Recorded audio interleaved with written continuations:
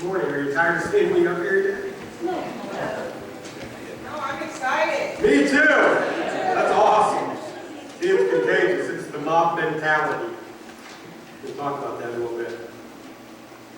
But before we talk about that a little bit, which is titled, like everybody's been saying up here, peer pressure in your bulletin, when in reality we'll be talking about the results of peer pressure and what can happen when we give in to peer pressure. But before we get to that, I want to take just a couple of minutes and travel back in time. All the way back to last Sunday. I know, it's not that far back, but for some of us, if you've slept since then, you might not remember. I'm excited because some people were looking for a little better clarification of something that we read and talked about last Sunday. I'm excited because that means people were listening to what I was actually saying, so that makes me happy. For those who weren't here last week or who don't remember, I was reading from the 14th chapter of Luke, and there was one verse, or even more precisely, one word that some people struggled with. The topic was the cost of being a disciple of Jesus.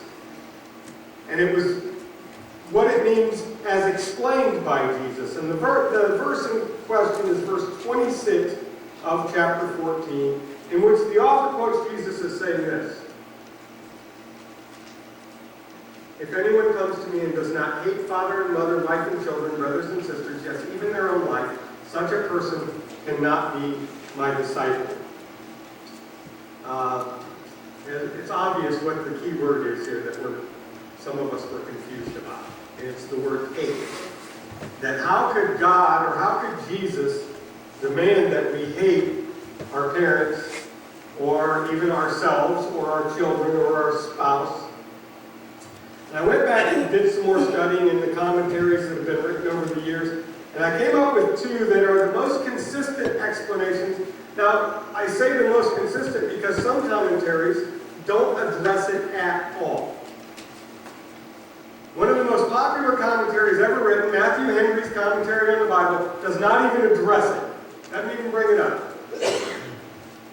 But most of them do.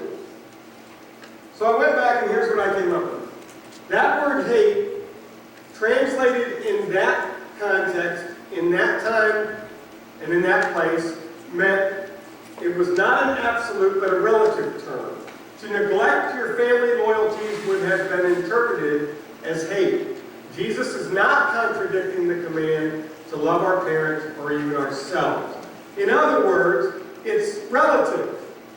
You love something so much that everything else falls to a point where people may think you hate it because you love the other thing so much. The other one said it means to turn away from or detach yourself from. I hope that doesn't happen to you as a follower of Christ, but for some people that's necessary. If they're going to follow Christ, they have to be willing to be separated from the people that they're actually physically, biologically related to. And I'm sure it was the same in the first century. These people that were following Jesus, some of their family fell by the wayside. So that's what the context was of that verse. It's the same principle as when Jesus said in reference to financial wealth, no one can serve two masters. Either you will hate the one and love the other, or you will be devoted to the one and despise the other. The point Jesus was making is that to be his disciple, we must be willing to sacrifice everything, even relationships, if that's what it comes down to. If following him causes that to happen. I hope that makes it a little clearer that the word hate as we use it today is not what Jesus was talking about. So I hope that clears that up just a little bit more. If you want to talk about it more, just see me later or call me on the phone. I got all kinds of time during the week.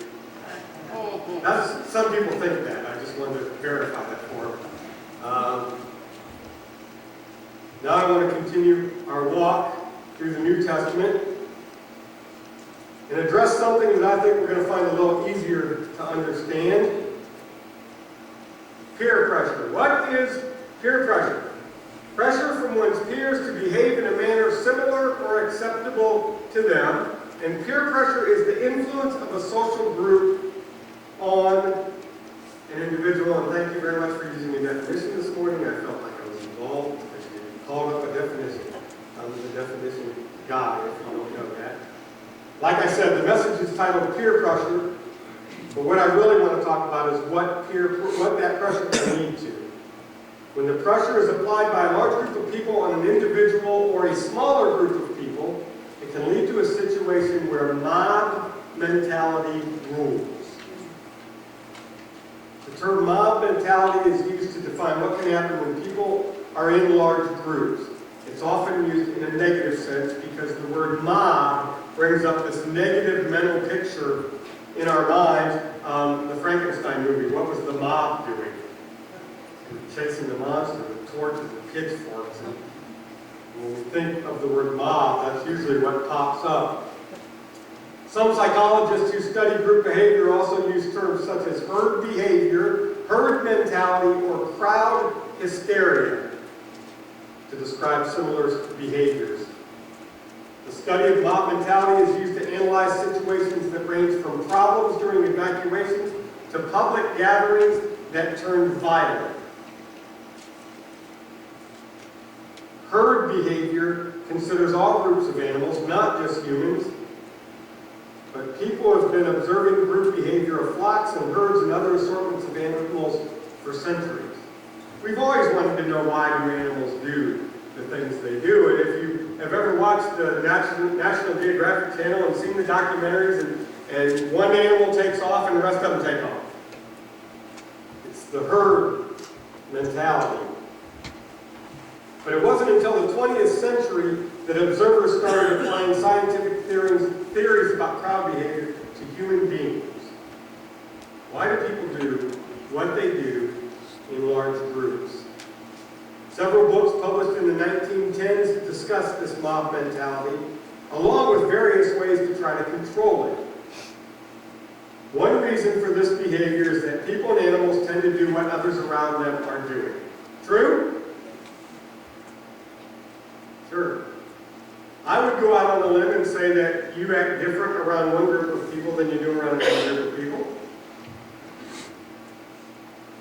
Not necessarily in a negative way. It could be a positive thing. This is usually because those who join the group in the behavior figure that if several others are doing something, it must be worthwhile, or they wouldn't be doing it. How many parents heard, well, everybody else is doing it? And what was the response? If they were jumping off a cliff, would you do it too? You all followed right along with that herd mentality, didn't you?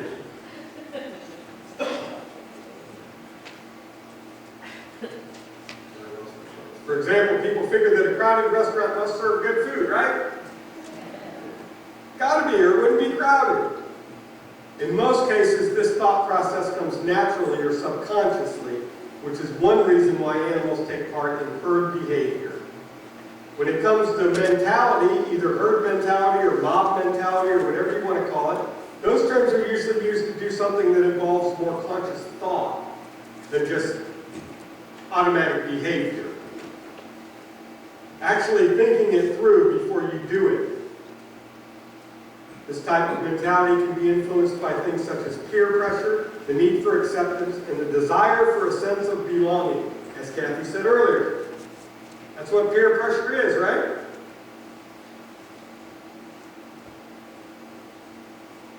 These things often cause people who are in a group to behave like other people in the group. And I know we most commonly think of young people when we think of this behavior because of peer pressure from their friends.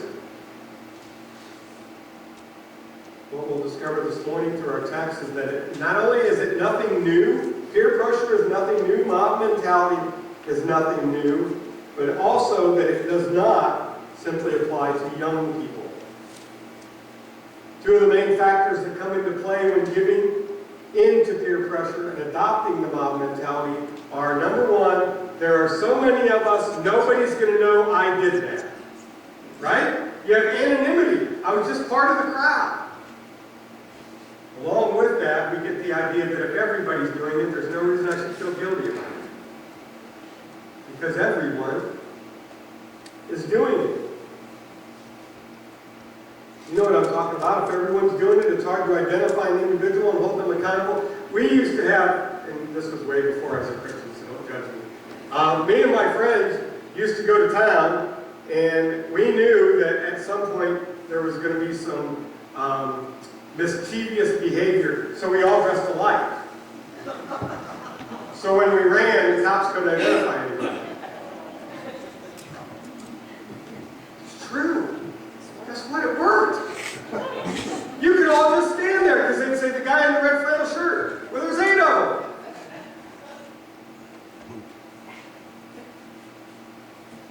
Also, people tend to, like I said, not feel as guilty if they're doing what everybody else is doing.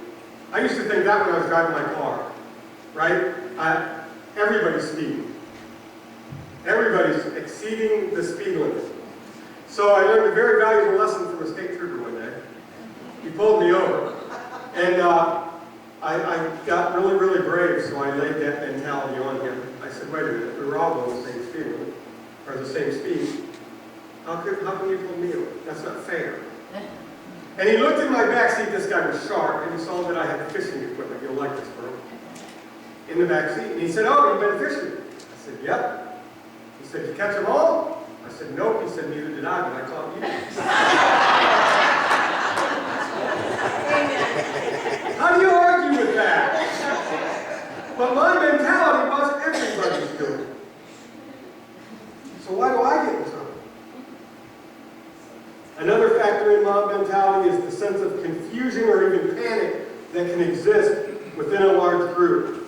An example of this can be seen when people in crowds suddenly begin rushing in one direction. Who remembers Cincinnati back in the late 70s? The concert in Cincinnati where people got trampled. Because a group of people started running for the door, and then everybody started running for the door. No, half the people didn't know why they were running for the door. But they ran for the door. In extreme cases, the urgency and panic increases as a greater number of people try to move in the same direction. If you don't remember the concert in the 70s, think Black Friday when the door opens. Right? Everybody rushes in. While we all like to believe we have the fortitude to stand by our own convictions during any situation, most of us tend to follow the behaviors of others at one point or another. What's particularly strange is that when enough of us get together, we can end up doing some really bizarre and nonsensical and sometimes even downright violent things that we've never considered doing on our own. And that is what is called the mob mentality.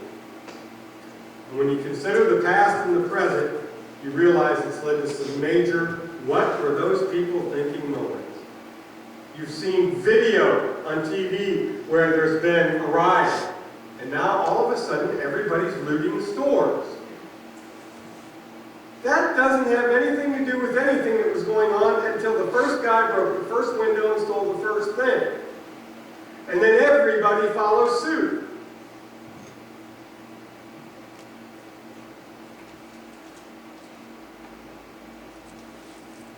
Other examples, sporting events. Right?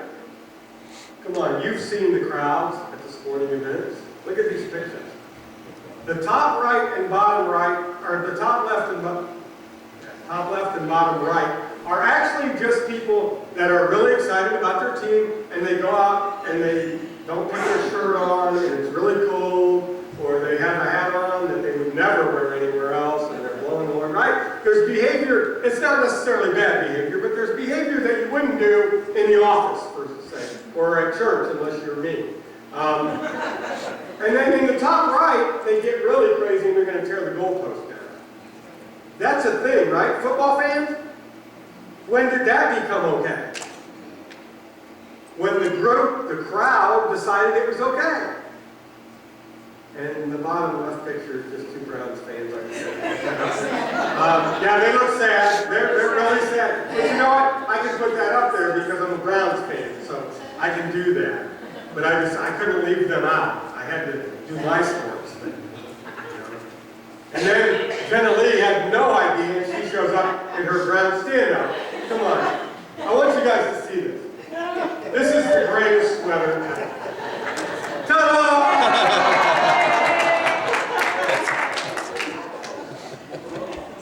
Thank you. I'm not the only one. Other examples of mob mentality are loot, like I said, looting in the midst of a natural disaster or a civil uprising because there's less chance of getting caught and everybody else is doing it anyway. Think of protests that can sometimes turn violent because the crowd gets whipped up into such a frenzy and only one person has to act in an aggressive way before everything erupts. And in our world today, as sad as it is, sometimes that person is there to do just that. It's the only reason they're there. And that's unfortunate. I'm talking about this mob mentality because I'm convinced that's exactly what took place to cause the event that we're going to read about. Luke chapter 23, starting with verse 1. You can follow along whichever way you find it easiest. I'm going to read a really good sized portion of chapter 23. Starting at verse 1. Then the whole assembly rose and led him off to Pilate. And they began to accuse him, saying, "We have found this man subverting our nation. He opposes payments of taxes to Caesar and claims to be Messiah, a king." So Pilate asked Jesus, "Are you the king of the Jews?" "You have said so," Jesus replied. Then Pilate announced to the chief priests in the crowd, "I find no basis for a charge against this man." Should be the end of the story, right? But they insisted. "He stirs up the people all over Judea by his teaching. He started in Galilee and has come all the way here." On hearing this, Pilate asked if the man was a Galilean. When he learned that Jesus was under Herod's jurisdiction, he sent him to Herod, who was also in Jerusalem at that time. When Herod saw Jesus, he was greatly pleased, because for a long time he had been wanting to see him. From what he had heard about him, he had hoped to see him perform a sign of some sort. Herod wanted Jesus to put on a show. He plied him with many questions, but Jesus gave him no answer. The chief priests and the teachers of the law were standing there vehemently accusing him. Then Herod and his soldiers ridiculed and mocked him. Dressing him in an elegant robe, they sent him back to Pilate. Didn't get the show he wanted, doesn't want anything else to do with it. Sends him back to Pilate. That day, Herod and Pilate became friends. Before this, they had been enemies. Pilate called together the chief priests, the rulers, and the people, and said to them, "You brought me this man as one who is inciting the people to rebellion. I've examined him in your presence, and have found no basis for your charges against him. Neither is Herod, for he sent him back to us. As you can see, he has done nothing to deserve death. Therefore, I will punish him and then release him." But the whole crowd shouted, "Away with this man! Release Barabbas to us." Barabbas had been thrown into prison for an insurrection in the city and for murder. Wanting to release Jesus, Pilate appealed to them again, but they kept shouting, "Crucify him! Crucify him!" For the third time he spoke to them. "Why? What crime has this man committed? I have found in him no grounds for the death penalty. Therefore I will have him punished and then release him." But with loud shouts they insistently demanded that he be crucified, and their shouts prevailed. So Pilate decided to grant their demand. He released the man who had been thrown into prison for insurrection and murder, the one they asked for, and surrendered Jesus to their will. What a scene! If you've ever seen any movie that depicts this event, it's a wild crowd. They're all screaming and hollering and yelling for Jesus to be crucified.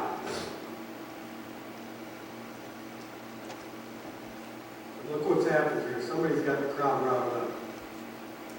We know that the religious leaders, the chief priests, the teachers, they were threatened by the claims made by Jesus.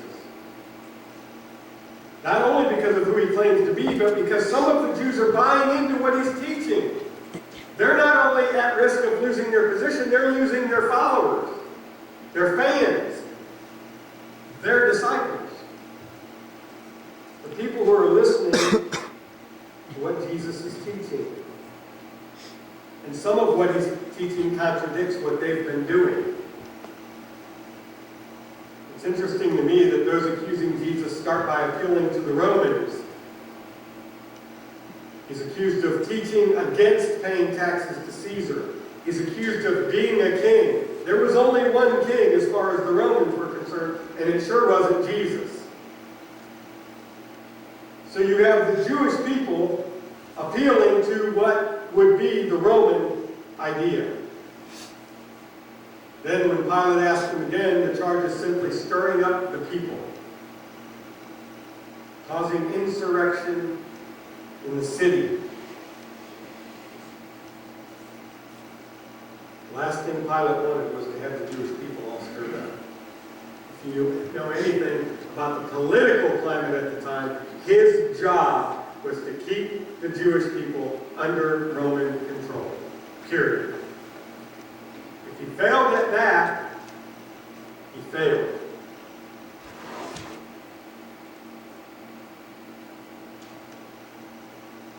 He tries to take the easy way out and pass the buck, send him to Herod.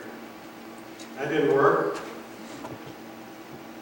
So Jesus is once again before Pilate, charged with inciting the people to rebellion. It's a crime that deserves punishment, for sure, but not the death penalty. And that's what Pilate's trying to get across. Okay, I'll punish him for what you've accused him of, but that's not a capital crime. There's no reason to kill him. But it seems that the damage has already been done. The crowd has already been whipped into a frenzy. They're not going to back away. This time it says the whole crowd responded, away with this man, release Barabbas to us. Now, as Kathy said earlier, Pilate has the control here. He can do the right thing if he wants to do the right thing. He has a decision to make, an option to consider. He wanted to release Jesus. He tried and tried and tried to convince the crowd. He knew Barabbas was not only a man who had been truly part of an insurrection, of a rebellion, but he was also a murderer. He deserved the death penalty.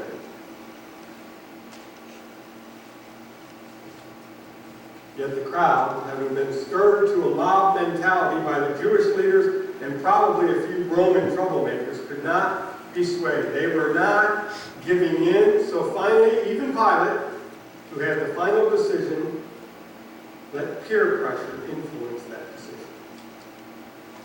The crowd mentality made his decision for him. Now, so I don't get phone calls about this week. I know this had to happen as part of God's plan. I get that. Jesus had to be crucified. What I find interesting is that just as Jesus used ordinary things to institute the communion, God used a habit of mankind to push his agenda. This mob mentality didn't just happen on that day. Go read the Old Testament. Every time things didn't go their way, the crowd got all whipped up and convinced the people in charge to do something else. Remember the golden calf? Remember when they tried to get Moses to turn around and go back? Mob mentality is a real thing. And if you don't think mob mentality exists today, you haven't been paying attention much. We have groups of people doing things, both positive things and negative things, that the individuals in those groups, I'm convinced, would not do by themselves. Even people who are standing up for themselves, in cases of abuse or whatever, most of those people would not have done that if they weren't part of a large crowd that was doing the same. It's obvious because most of them didn't come forward until a crowd came forward. I'm not judging their legitimacy at all. I'm just saying people don't speak up or stand up for something if they have to do it all by themselves. I'm also convinced that there wasn't a single person in that crowd that would have cried, "Crucify him," all by themselves. There wasn't one person who would be the one that went against everybody else and said, kill him.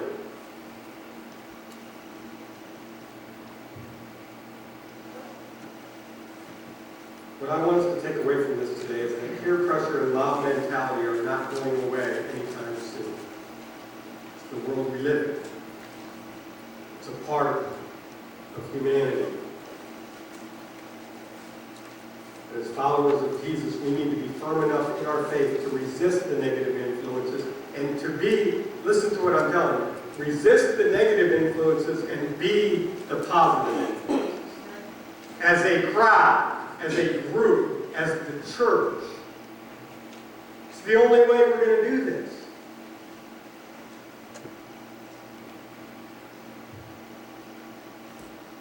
We've made a decision, a commitment to do what's right, not just to follow the mob like people did on that day. And we can't be like Pilate and throw in the towel and take the safest route, or the route that's going to allow us to hold our position.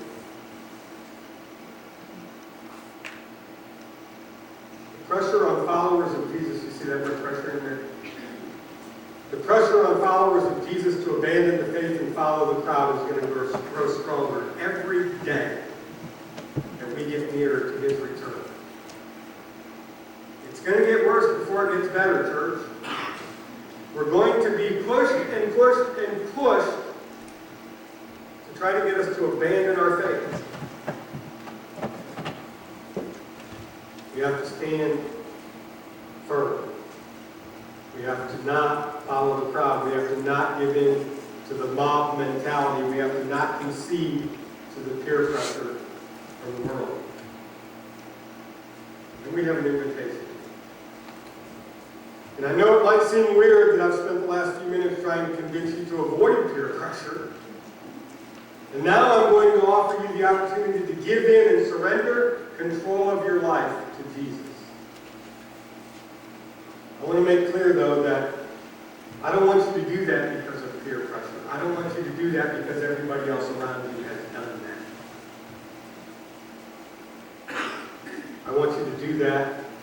I want you to respond to the invitation because you've come to a decision. It starts, this is how simple it is when it starts. I'm a sinner. I need a Savior. The Savior is Jesus. That's where it starts. Until we get to that point, we're not going to be able to move forward. So the invitation is for you, if you have come to that point, to start that process today. You know you're a sinner.